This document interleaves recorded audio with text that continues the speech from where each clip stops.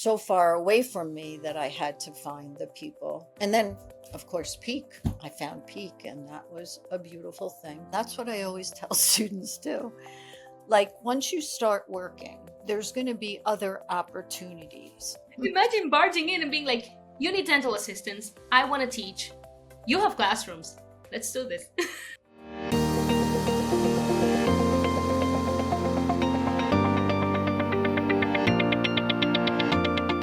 Hello, guys, and welcome to another episode of Class Act, the Career School podcast. Today, I have an amazing guest for you guys. She is Lisa Lyle, and she is the founder of the Dental Auxiliary Training Center. She has been guiding this amazing set of schools, set of locations for a long time. And I would love you guys to stay in this episode today to find out how she has been changing the lives of the students that come by her school, who go through her programs, and how it has influenced the way that they present themselves as professionals in the field of dental assisting. Lisa, thank you so much for being here with me today. And hi. Hi. Good morning. Thank you for having me. It's a pleasure. It's a great honor to be a part of this podcast because I truly believe that the career path for many people is not college. It is the professions and the trades. You know, they offer so much more that people typically don't realize. College education is nice, but it's, in my opinion, not always really necessary. The trades or the professions are a much better way to go for a large number of people. So I love it. Absolutely love it that you went there right away, because this is exactly why this podcast exists. It exists because as people who work around career schools, people who founded career schools like you, we know, right, that this is real and that it really gives people livelihood. But I know that there's just so many people right out there that might be listening to this podcast by chance, sort of deciding right now what they want their futures to look like. And they are also afraid because they think it's just an option of getting into incredible debt or not getting that future at all. Well, one of the other things I would share is that I do have a large number of students who come to me with degrees.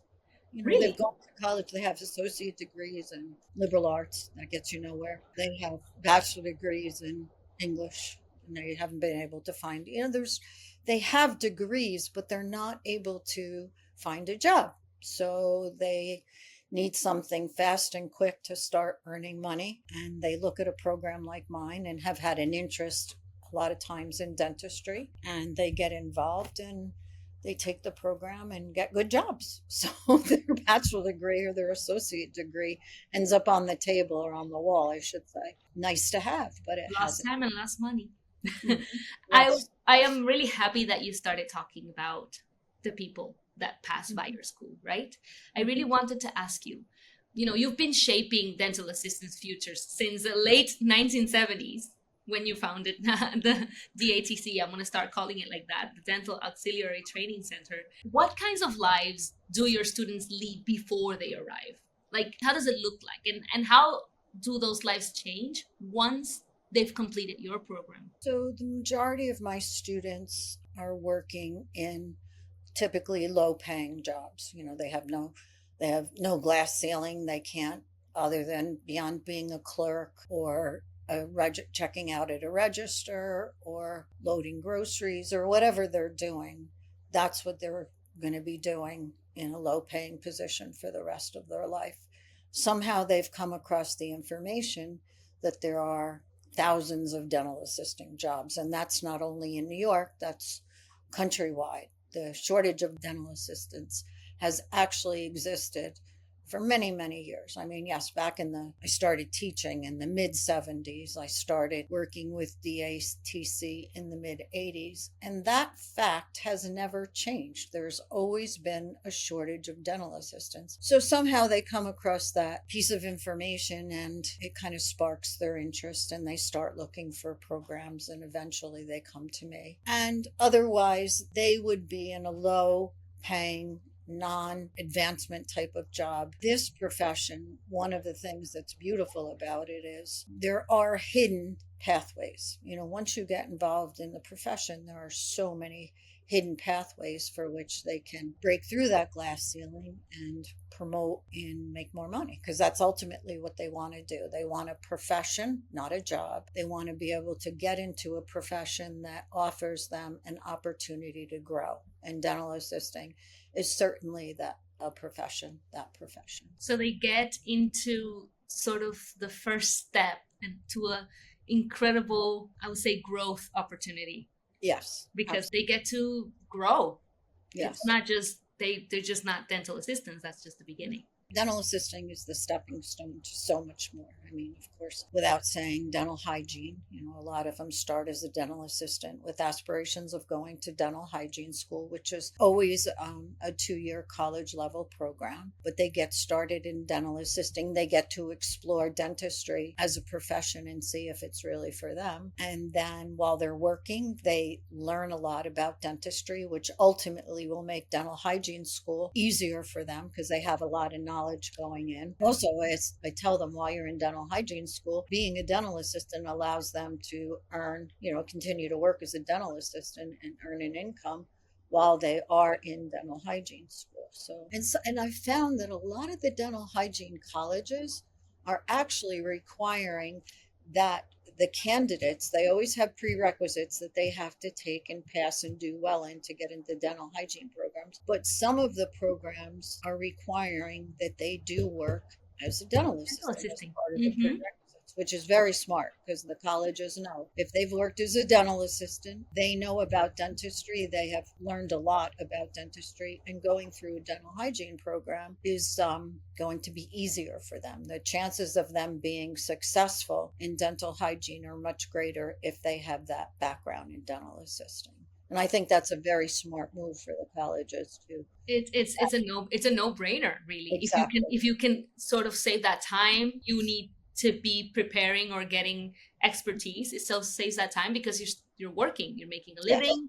And not only, I was wondering, and this is just kind of like a one-off question, I was wondering how many people come to you saying, being confused, like, can you really get into the field of dentistry without going to like dental school, like college? So Are people surprised generally that they can become that they can get a job as a dental assistant with, a dental assistant? How long is your program?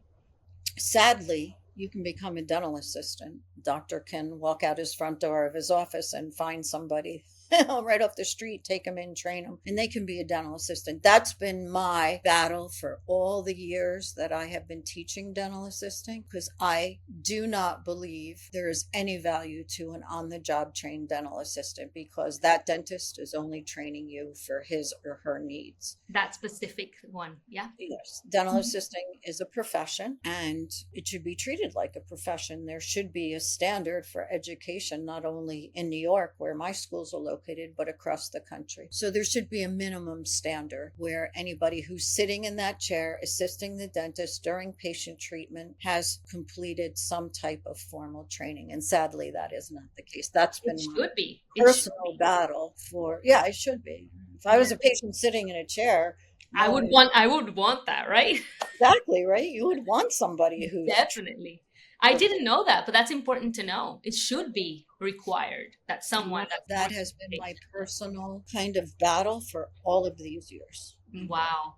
You've created something more than training center, because you know that not only are you preparing students to be more than those people that walk by the street and that they can be trained, you're preparing students to be able to cater to the profession, not to the professional that they're assisting in their chair. You've built a gateway for people to become professionals because you put so much more than just the person that's you can into their preparation than the people walking, like you said, by the street. Yeah. Can you share a particularly memorable student moment or a student that went through your program, someone that you said, wow, that was a change from zero to hero? Mhm.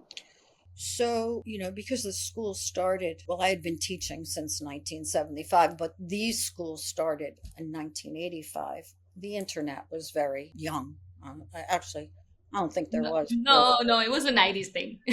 Yeah. And so, students would take programs. And at that time, I was teaching all the programs. I hadn't trained on the other dental professionals like myself to teach, because that was the only way I could grow, is like once I mastered the program, then I was able to teach other, and they're all women. I guess it could be a man, but it's always been all women, to teach what I was teaching. And that's how we grew. But early on, when I was teaching, there's quite a few stories, but one that I remember specifically was a class at our Westchester location. And I had a student, she came into the program and she told me her story, like right after class the first night. And her story was that she had been married for a number of years and she had 3 young kids, and her husband took off with the babysitter. And she was like, I have no means of supporting my children. Do you think this can really help me? And I said, stick with me. It will help you. And so this particular student, at the end, when she shared how much she threw herself into what I was teaching her, she ended up getting a job right away. She was like just a perfect student. And she went, within a year or so, I heard from her, and she was able to get housing. She didn't have to live with her mom anymore. So she was able to get housing, and, she was really happy. She had a job that she loved, and, that the whole beautiful end of the story. So we fast forward maybe 20 years, and all of a sudden I get a call from her, and I distinctly remembered her. She said, when she told me, she said, remember, my husband left me for the babysitter with 3 kids. I was like, oh yeah, how are you? She had had an amazing career. She worked as a dental assistant for this dentist who was really good to her. And from there, he retired, I believe. He retired or sold the practice, and she moved on to another practice. She became the lead dental assistant in a big practice, and then eventually the dental office manager. Had managed to put, I think at that time, 2 of her 3 kids were in college, and the third one was on its way. But she went from like no hope to greater expectations than she could have ever imagined, because she took the chance on this profession, and she took the chance on me too, because I was like, okay, we'll help you, we'll get you out of this. And had a wonderful life and made a really good life for her kids. Like, that doesn't happen with other things. It doesn't happen with something other than career school, because imagine if she would have decided that she had to go to college. She had to find money where she didn't go, where she didn't have, and she would have had to go to classes that were probably not fitting for her. Did she go to specifically morning classes or night classes? Was she So able all of our programs are held at night, because we recognize that our student is non-traditional and has other things going on in their life. They have children, they have homework, they have laundry, they have dinners, they have soccer, they have maybe 3 jobs themselves. So the only possible way that we can accommodate them is to teach this program at night. Also, it's only 1 night a week for 4 months. So it's very doable. They leave with about 3 to 4 hours each week of homework from week to week. And I tell them that up front. They're like, what if I fail? What if I don't pass the There final? is that fear, especially if you have 3 kids to take care of.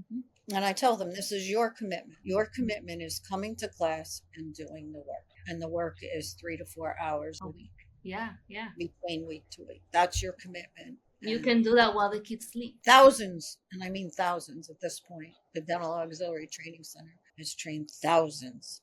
I have complete goosebumps. I don't know if you can see that on camera, but I'm a mom. I know how difficult it is, especially how difficult it is to believe that you're going to have time for anything else. And the fact that you have an opportunity like this that allows you, that offers, a grounded real world career that you can, like you're saying, dental assistants are in need all the time. So, it's been a long-term need. It's just never gone away since the 70s when you think about it. And then right before COVID, we had like an upsurge in the need. After COVID, it was like blown out of the water. The need, in my opinion, tripled. It became really, really bad to find dental assistants, and it's not really found its ground yet. We still need dental assistants. We need people who are trained in this profession to work as dental assistants. And I'm pretty sure that doctors prefer the ones that have been officially, that have gone to a dental assisting school. They do, unless they want. And so there's I'll say a group that don't want formally trained dental assistants because they know they have to pay them. So because they are more prepared. I think honestly, it's in the best interest of those who want to become dental assistants, mhm. in the best Oh, interest of patients, in the mhm. best interest of doctors as well, to have prepared because they are able to serve better. And the preparation they put into this deserves to be paid well. It is paid well, but they Yeah. have to pay what their Well, education with the what I costs. call on the job trained dental assistant, they've only learned what that dentist has taught them, what they want them to know for their purposes, as I said before. But if they decide that, okay, I'm not happy here, I want to move on, they go to another job and absolutely are They need to lost. start from zero again. Yeah, because Yeah. they don't have the background, they don't have the theory to understand that in dentistry one procedure can be done 10 different ways, and if you only know one way from the doctor who taught you, it's like, Then oh, what's yeah. this, what's he doing? I don't know how to do this. So yeah, the basic knowledge, the theory knowledge is so important. And I'll say this too, I've had dental assistants who are trained on the job, worked for 15, 17 years, come through this program And and they're walk like, away like, I didn't know what I didn't know. I didn't know how to do this. Yeah, yeah, yeah. That's what I'm saying. They don't know what they don't know. Exactly. That is the issue. Your school has such a, I would say, a legacy. It Mhm. has been going since 1985. And back in 1985, you launched it after many years of teaching. Like you said, you've been teaching long before you decided to open the schools. What motivated you to formalize this training into a dedicated center for dental assistants, specifically dental assistants? So there was actually an event that happened in the mid 80s. It was called Desktop Publishing. And prior to that, the 10 years prior to that, I had been teaching in vocational technical programs in the community colleges that had dental assistants. I was all over the place teaching because I wanted to teach dental assisting. I just loved it. And I wanted to share the knowledge with anybody who would listen to me. But in the mid 80s, when this new technology emerged, which was called desktop publishing, most of the places, the community college and the VOTech schools that I was teaching, I had 3,000 square foot classrooms, 15 students at best. And the schools, the administration looked at my classroom and said, wow, we're getting 50 computers. We have no place to take them. 50 computers will seat 50 students. Goodbye, dental assisting. You only have 15. So they turned my big classrooms into computer. Into technical. Mhm. Oh wow. And at that point, I realized that, and it was happening one after the other, after the other. All the dental assisting programs I was involved in teaching, where they were deactivating to make them computer classrooms. But I knew there was still a need. And so the People one still place, have to go to the dentist.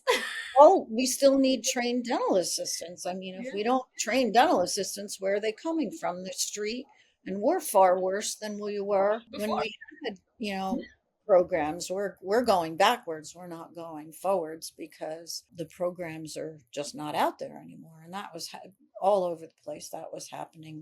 And so I knew that the dental societies, the New York State District Dental Societies, were all local components of the American Dental Association. So there's the American Dental Association, and then every state has a state association, and then it breaks down to local components of the state association. I knew that they had teaching classrooms. I had been to different continuing education seminars, and I knew that they all had teaching classrooms. So the only avenue I could think of was to go to the dental societies and see if they wanted to share their classrooms and create these programs. And they were all in because they realized the same thing that I did.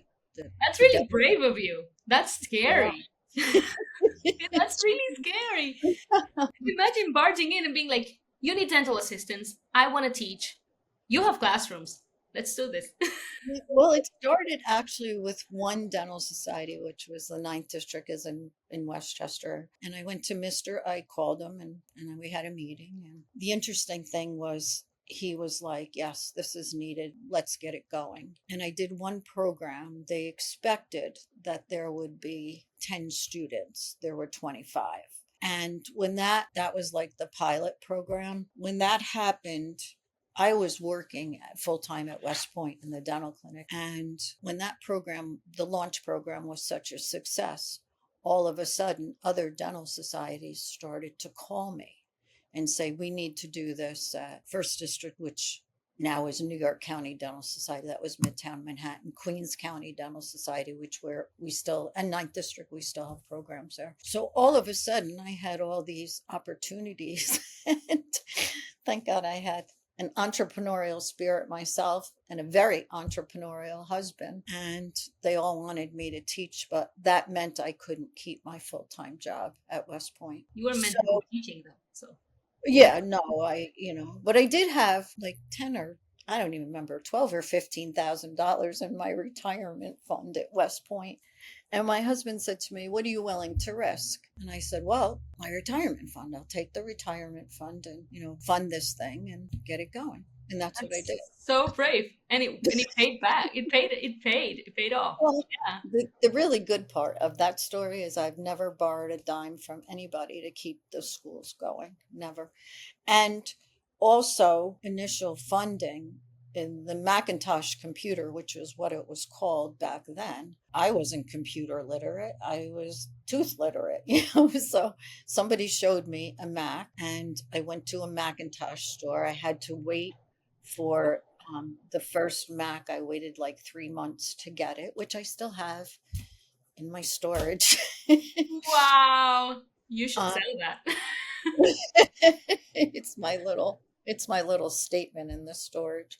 But anyway, the same person who told me about the Mac sat me down and taught me how to use it once I got it. Otherwise, I would have been on a typewriter. So you see how many pieces of this puzzle all came together at the same time to help me be successful. Not only successful, I think when you're doing something that has the power of change, and the power of change for the better. I mean, this was not only going to change your life, it was going to change the life of each student you were able to teach. It was going to change the life of each professional dentist who needed a dental assistant that was prepared. But I have to say, honestly, Atta, my only motivation back was I wanted to teach dental assistant. That was my only motivation, that I wanted to teach. I didn't really think about, 41 years later, I now have a reflection, because in September will be 41 years. I now have a reflection of, wow, all the lives that were changed. But back then. Do you have a rough number of how many students' lives you've changed? I don't know. Thousands, I said thousands. Yeah. I mean, if you count the 10 years before the Dental Auxiliary Training Center and the VOTEX, but that was my only motivation. What advice would have you given yourself back when the school started? What was something that was very difficult at the beginning? So there's been a lot of difficulties, but I would give myself the advice that I'd been taking all along. Don't quit. Just keep going. Whatever it takes. Keep going. And I just kept going. I never stopped. There was big roadblocks. There was people who tried to. You have to remember, in '85, I was a pretty unique idea. Career school. Yeah. Yeah. There were people along the way who tried to copy me and called me a dinosaur and told me I needed to. I'm sorry, I have to say, if you were a dinosaur, this would not match, because your school is, websites and ads, and I think you've done well in changing with the times. Yeah. If anything, you've been everything but a dinosaur. Well, there was a period of time where I didn't believe in a website, because everything I felt that was on a website, those schools were charlatan schools. So I continue. It's always been a formula-based business. What changed then? Because I realized that I had to have a website. What changed was how we were advertising. Prior to that, we were print ads. And then all of a sudden, the newspapers that I was doing print ads in disappeared. They were going away. So I only had one choice, and that was a website. And, that was all foreign to me. I had a number of people along the way who did educate me and help me with that. And along the way, there were a lot of trials and errors with the online advertising. First girl that ever contacted me, her name was Sarah. She was out of Queens, and she explained the whole concept, and she started to do Facebook ads and Google ads for me. But she too was very new. Yeah. I'm just wondering just marveling at the fact that you were able to put that, you were, a person you are able to question your own beliefs at every point, depending on what your school needs. You are able to say, I did not believe on websites. And now you educate yourself, you prep yourself, you grow, and you say, okay, this is what we need now. This is what my school needs to thrive now in today's day and age. And let's do that. Like, I think And go that back to what I said. I never gave up. I was never that inflexible that I was going to be making all the decisions right or wrong. I reached out. I knew enough to educate myself. I knew that I didn't know what I didn't know. Let's put it that way. So I had to go to people who and find people, because again, we're talking very early on. The whole thing of changing. The internet was new in the 90s.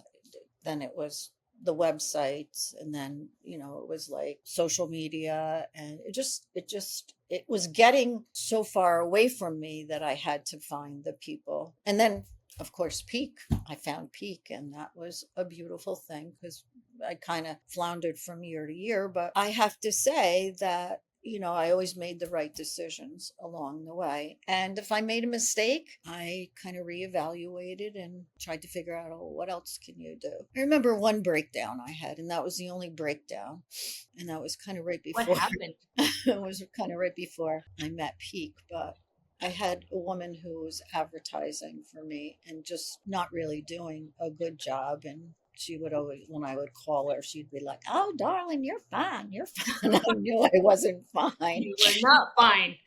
I was like, no, and I wasn't fine. And then finally one day, because my window for advertising is Was 8 weeks. closing. Yeah, It yeah. was You have closing. a very specific one, very Mhm. specific windows for when they enroll, right? Mm-hmm. Yep.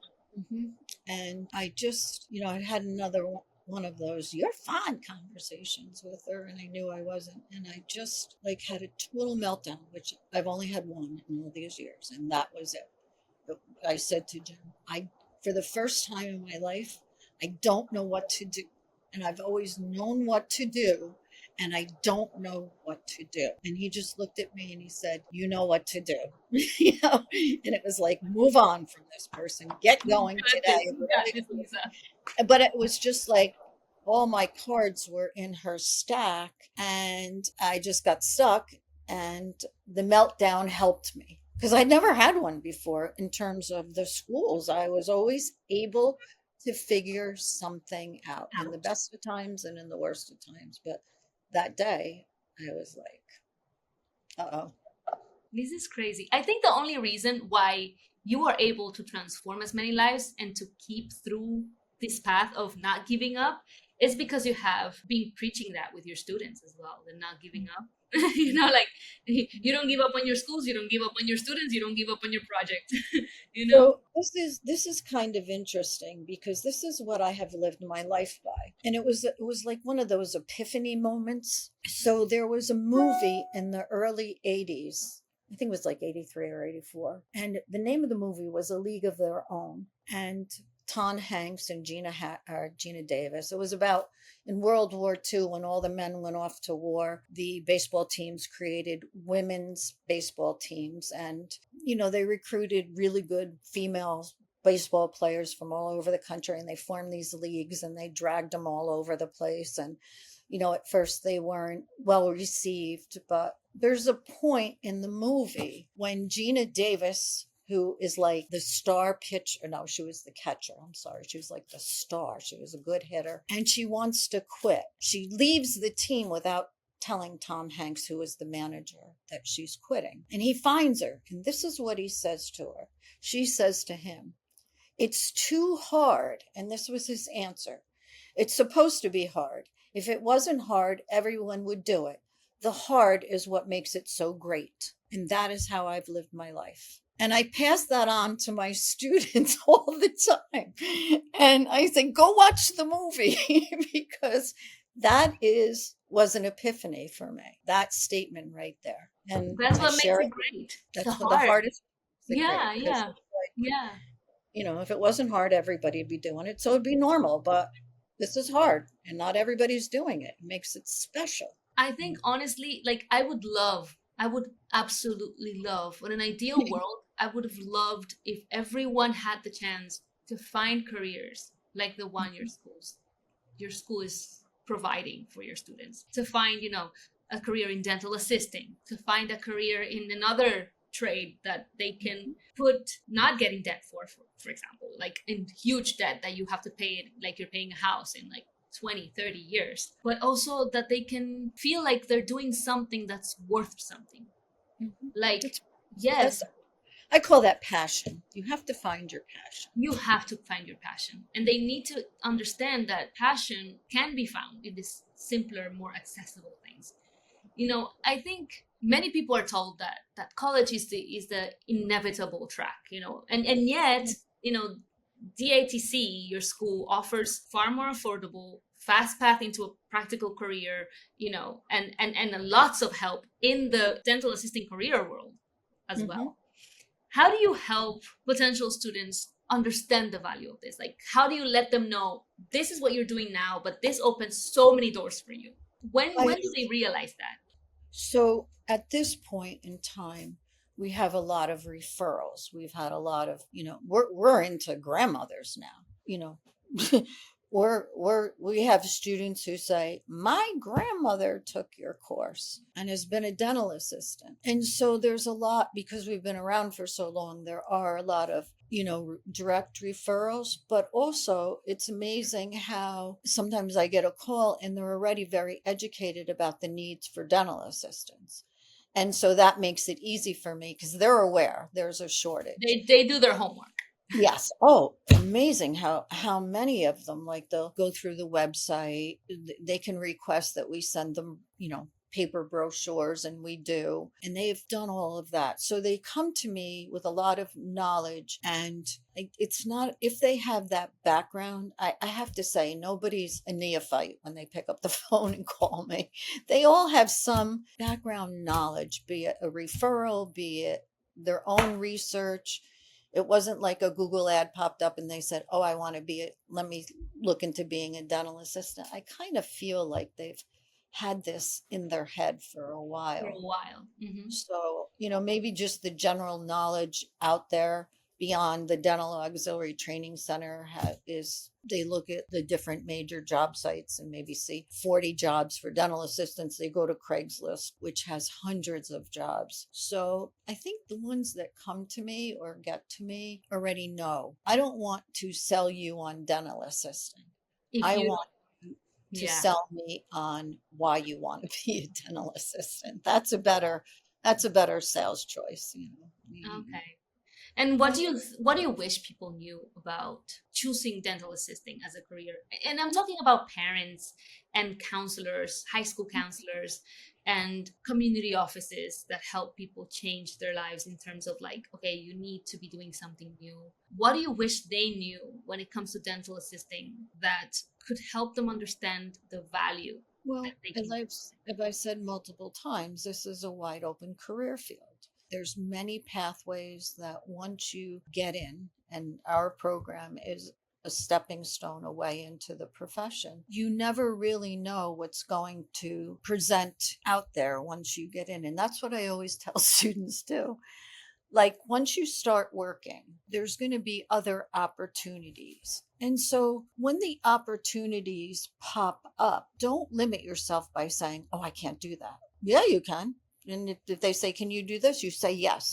And you go home and you figure it out. So the biggest thing that I try to preach also to my students is this one little stepping stone into dental assisting is a career path. It doesn't have to be an obvious one. It can very often be not obvious. It can be, very obscure, but there's an opportunity. Take it. Jump into it. Try it. You have nothing to lose. See where it leads you. Mm-hmm. Yeah.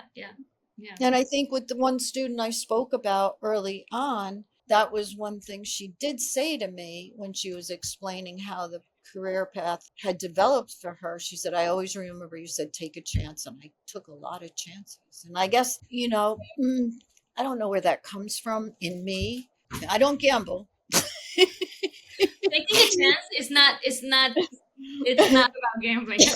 No, but I No, was I mean, even professionally, I've always taken a chance that could show me it was the right chance, yeah, yeah. so I don't take long shots. I think you trust your gut as well. Yeah. Oh, What yeah. feels right, trust it and go for it. I mean, Absolutely. yeah. Absolutely. That is huge. Yeah. I would talk with you about this topic forever if they let us. But I have one final question before you let our listeners know everything they need to know about reaching your school. But first, I have one final question, and that has to do with me. I know that you've been, and your school shows it, an advocate for career schools and formalizing the knowledge that career schools provide for people looking to change their lives for a long time. You do it through your school, you do it through the circles you move in, you do it through the way that you connect with your students, through the lives, thousands of lives that you've changed. What is something that you would say it would take for people to understand, you know, why career schools are so important, or why not only dental assisting but just the ability to make a living, a real living, and have real jobs out of something that is so accessible and so time saving? What is so important, in your opinion, for people out there to understand when it comes Well, to I careers? think that career schools have now started to get a lot of positive publicity. There's a lot of advertising and saying, 4 years of college will get you in debt, career school will get you a job, things like that. So I think the media is now pushing or advocating for career schools, which was never the case. I think we've gained over the years just bad reputations of, not bad, but negative reputations where, people who go to career schools aren't as good as people who go to college. That's what we have to turn around because, there's some professions that you can get into. And one is, recently heard, is elevator repair, that you start making six figures. Yeah, It's like, yeah, yeah. it's like, I've heard okay. about roofing. Yeah. Like Right. who make fix roofs. Hmm. I've heard it pays really well. Yeah. Air conditioning, plumbing. Even if you're a certified dental assistant, even those pay pretty Yeah. good. Depending on the state that you're in, definitely. Mhm. Yeah.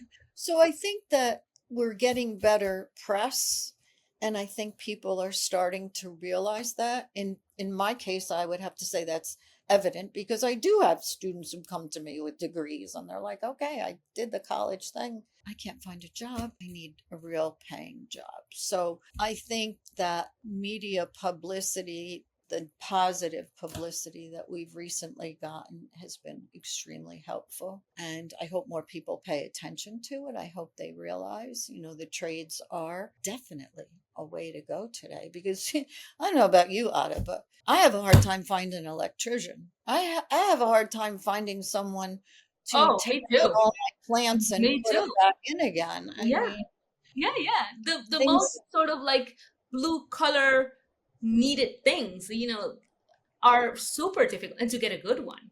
oh, and have them show up, you know. That's like a yeah, yeah, Yeah, definitely. It's it, it's it's tough. yeah, it's really tough, and people will appreciate if you have a good work ethic and you show up to work every day because that's extremely important. You must show up to work. You must honor your commitments. Yeah, who you are as a professional relies heavily on how you are around your profession. How do you treat it? How do you respect it?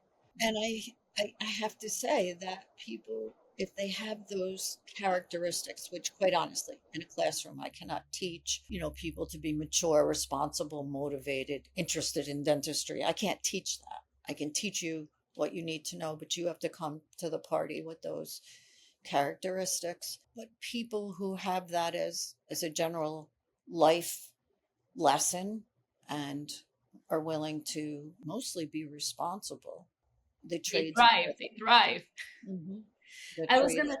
I really wanted to not forget and to not let you go without letting our listeners know how to Mhm. find your school, where to call, if they need, they have any questions, or if they have any Thank you ideas for that about opportunity. changing their lives and changing their careers, if they're thinking about what next, how do they reach, find, contact the Dental Auxiliary Training Center?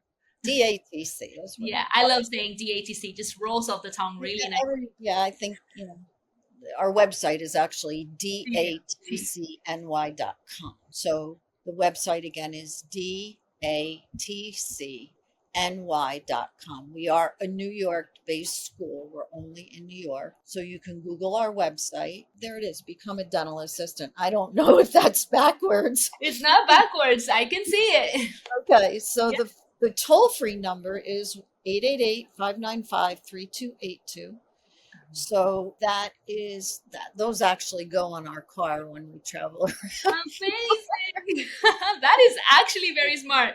You are a very savvy person, Lisa. Very savvy, very business savvy person. But Especially when uh-huh. we park outside of a dental society where the class is located and we put the car right in front of the building. People will like, Here, change your life. we see them writing down. Become a dental assistant. And so also we have a mobile, which Yeah. is 914-564-3774. Okay, can you repeat that again, please? The number. Sure. 914-564-3774 is the DATC office mobile. You can speak to Jonna, who's my administrative assistant. She's amazing. She will help you. And or you can speak to me because the two of us work the main office. And then at the locations, of course, we have directors and instructors. But we don't, the interesting thing about our locations, we have this one main office. Mhm. We don't keep an office at our 6 locations. So everybody comes through this office initially. We get to know them. And then we send them to the only time we have staff at the 6 locations or when our classes are in session. Our Fantastic. locations are Brooklyn, Westchester, which is also lower Westchester, so it's very accessible to the Bronx, Dutchess County, which is about 60 miles north of Manhattan. Mhm. Then we have Queens, Mhm. we have Nassau County on Long Island, and Suffolk County. So those, and Suffolk County is also on, those are our 6 locations. If you go to our website, there's information about all of the different locations and call us. And How- that's Do why you, John. can you let us know before we leave how long is your program? Oh, so it's 4 months. It's technically 15 weeks with the 16th week we can either use for final. We can juggle that, but I say it's 4 months. It makes it easy. It One night makes a it week easier for to 4 remember months. too. Yes, it's very low cost tuition, under $2,000. We will help you with a 6 payment plan, which keeps you out of a student loan. We don't accept Title IV. We don't work with Title IV, which is student loan. 99.9% of our students are successful in getting through the program. Yes. Because our teachers, all of our teachers are like me. We're all cloned. They just love We what only care about the profession. We want people to succeed. And I'm sure if you've been listening to me, you can see that is very heartfelt. Because, and like, I got to go back to when I said 1985, all I wanted to do was teach. I was very selfish. Yeah. I want to teach 41 years later. And the impact that I realize that has been made because of the Dental Auxiliary Training Center, when I think about it, is overwhelming for me. The impact of all the thousands and thousands of students that's overwhelming. I never thought I would. It's the reason why I wanted desperately to get you on the podcast today, because I know that not only do you love what you do, but the ripple that this school has made in the dental assisting world and how many lives it's changed is incredible. Like you said, you have grandmas, people that say, hey, my grandma studied here. That's what I'm like, and I was their teacher. So. And you were like, I don't know who you're talking about. I have a pretty good memory, and if I don't, I have plenty of computer files. I'm joking. I'm just saying you look great. Yeah. Well, thank you. We had a big birthday last year, and so please continue doing the work that you're doing. Oh, yeah. It's really amazing to be able to interview you here today, because we know how important this, I would say this cost, but this service is to you and to the Thank people you. Thank you. whose lives you're changing. I don't see retirement as a part of it. Okay, guys. So with that, I have to let you Thank know you. that Thank you so much, Atta. It was a pleasure. I really enjoyed it was it. my pleasure. Honestly, I think that one of the things I also enjoyed the most about talking to you, not only on the podcast but also outside of it, is that I can see that this really moves you. This is something that feels like you could talk about it Yeah. forever because it moves you. If you guys did not get that, make sure that you make it to DATCNY.com to find out more about her school. If you want to know more about how to improve enrollment in your school, if you're a school owner, I hope this talk inspired you today to not give up, but also check out our show notes and download 10 steps to increase enrollment. Download it for free and see you guys in the next episode. Thank you, Atta. Have a blessed and beautiful day. You Say too. hello to everyone at Peak for me. I will.